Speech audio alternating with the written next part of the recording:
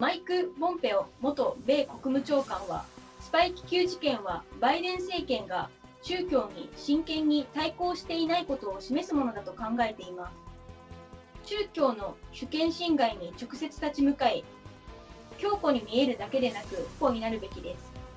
詳しくは VTR をご覧ください。All right, I've often said on this show, I don't know what Mandarin is for chutzpah, but the Chinese have certainly illustrated that in-your-face response to the downing of their spy balloon in the United States.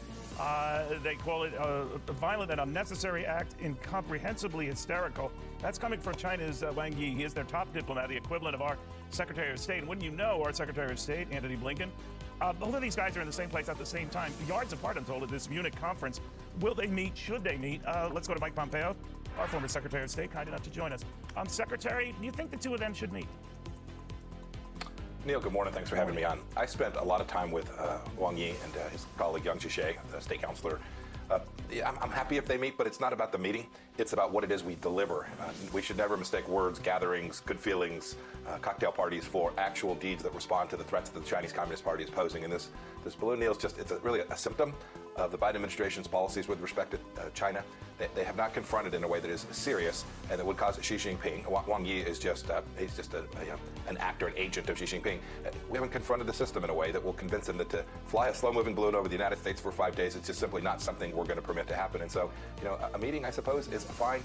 But if it's just to shake hands and say, gosh, aren't things getting better, and we're going to find ways to cooperate, this is the language of the Biden administration, that would be an enormous mistake.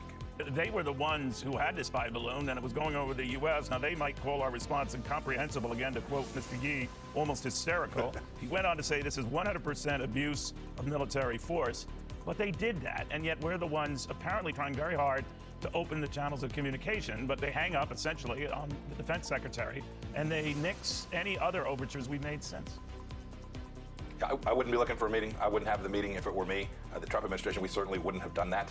But if they do, if they bump into each other in the Munich Security Conference, and it should be, our response should be determined and real, not just a bunch of words, Neil. The most important thing is not the things we say, but the responses that we take directly confronting what it is the Chinese Communist Party is doing.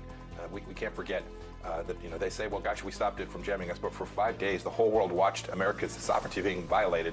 And then subsequent to that, it appears that we shot down a bunch of things that were probably a bit of an overreaction to look tough. It's not about looking tough, Neil. It's about being tough and actually using deeds, not words, to convince Xi Jinping that he needs to back off on his enormous efforts to undermine the United States of America.